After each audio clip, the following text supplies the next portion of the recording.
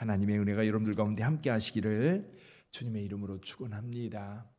이제 성벽이 완성됐어요. 다 완성됐고 이제 성벽 건축의 마무리는 성문을 다는 것으로 마무리 짓습니다. 성문에 틀을 짜놓고 그리고 문짝을 달고 빗장을 지름으로 이제 성벽 건축이 완성됐습니다. 며칠 만에? 52일 만에. 52일 만에 그 거대한 성벽이 완성된 겁니다. 자, 완성하고 나서 이제 문짝을 달므로 이제 건축은 마무리가 됐습니다.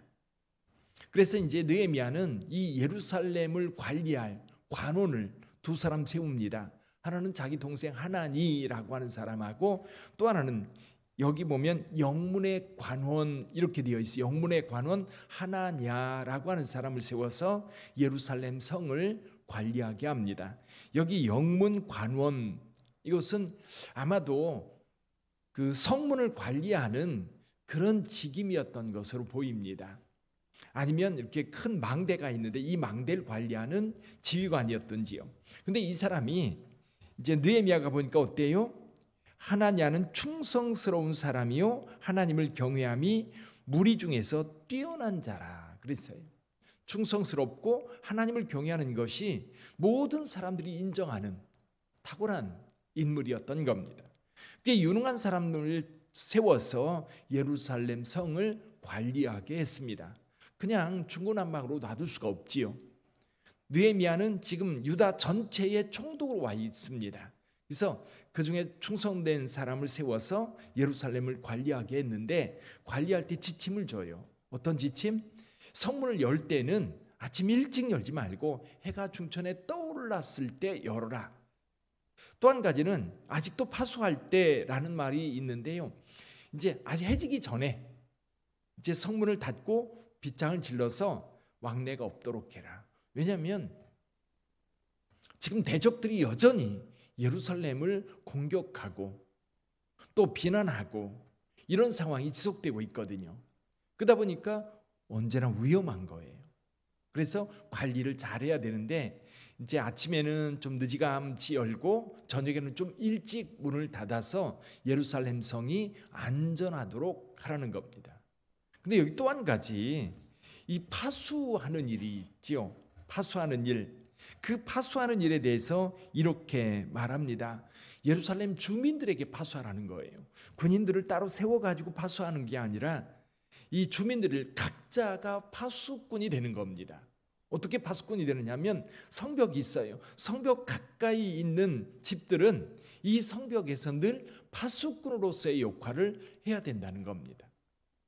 예루살렘 성벽을 중수할 때에도 무기를 들고 이 일을 했던 것처럼 대적들이 왔을 때 언제든지 동원되어서 싸울 수 있는 군인의 자세로 싸울 준비도 하고 그리고 일도 하는 것처럼 오늘 여기 일상이 아마 예루살렘 주민들은 파수꾼으로서의 삶을 이제 지속하게 되는 겁니다.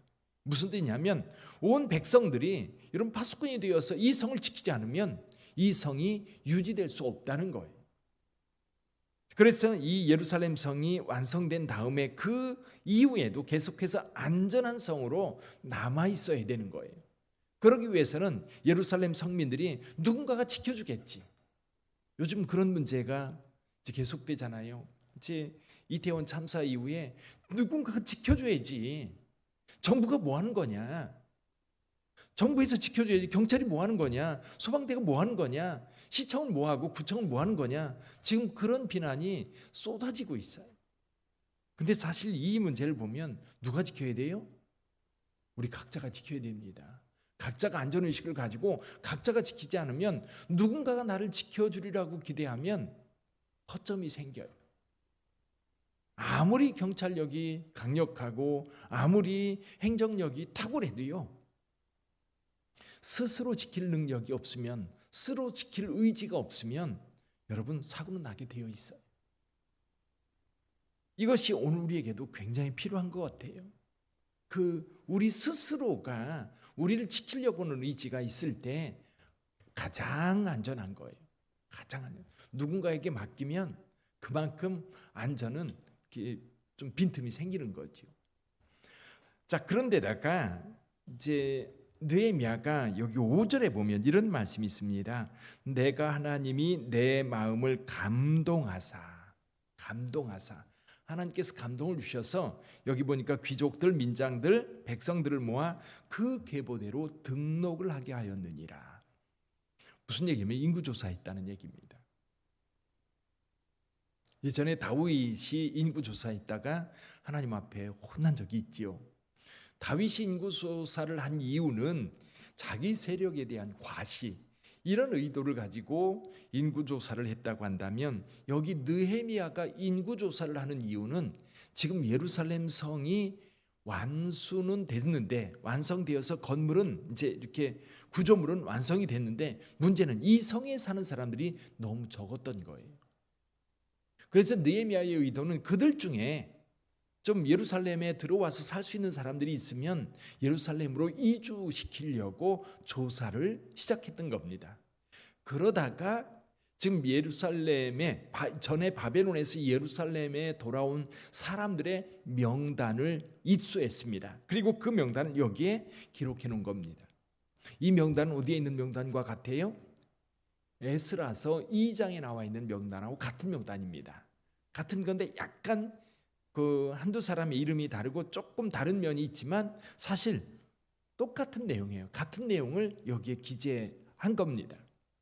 그래서 이제 느헤미야가 왜 초기, 그러니까 처음에 바벨론에서 돌아왔던 유대인들의 명단을 여기에 기록하고 있을까라는 의구심이 들죠. 굳이 기록할 필요가 없을 텐데. 근데 느헤미야가 여기에 기록한 이유는 이겁니다. 예루살렘의 백성들이 돌아와서 예루살렘 성에 거주하면서 가장 먼저 한 일이 성전을 건축하는 일이었어요. 성전 건축하는데도 시간이 좀 걸렸었어요. 근데 성전은 건축되었지만 성벽이 무너진 채로 그냥 주민들이 거기에 거주하고 있었습니다.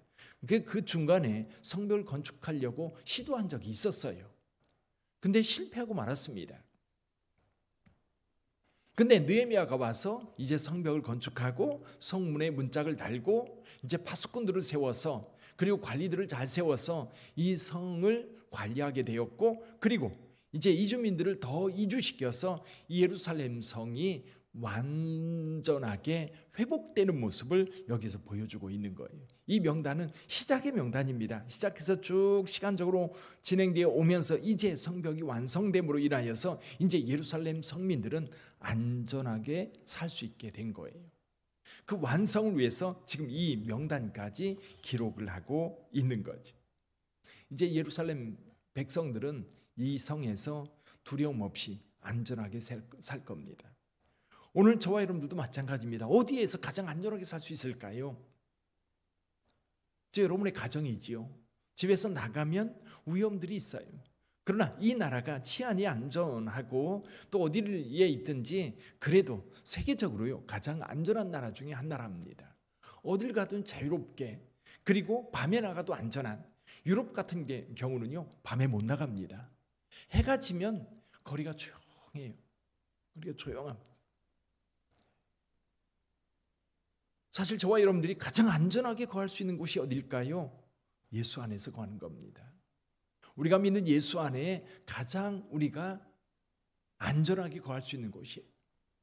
그래서 예수 안에서 거하면서 저와 여러분들이 평화를 누릴 수 있다면 여러분 그것이 최고의 행복 아니겠습니까? 불안과 두려움이 아닌 편안함과 그리고 안심할 수 있고, 그리고 예수께서 우리와 함께 하시고 우리를 지켜주신다고 한다면 우리는 두려움이 없을 거예요. 불안하지 않을 거예요. 우리가 아이들을 내보내면서도 하나님 앞에 기도합니다. 하나님 이 아이 지켜주세요. 유치원 보내면서도, 우리 집 보내면서도, 또 자녀들이 직장에 출근할 때에도 하나님께서 지켜주실 것을 믿고 평안하게 내보낼 수 있는 것은 우리가 주 안에 있기 때문입니다. 오늘 하루도 여러분 주 안에서 평안하시기를 주님의 이름으로 축원합니다.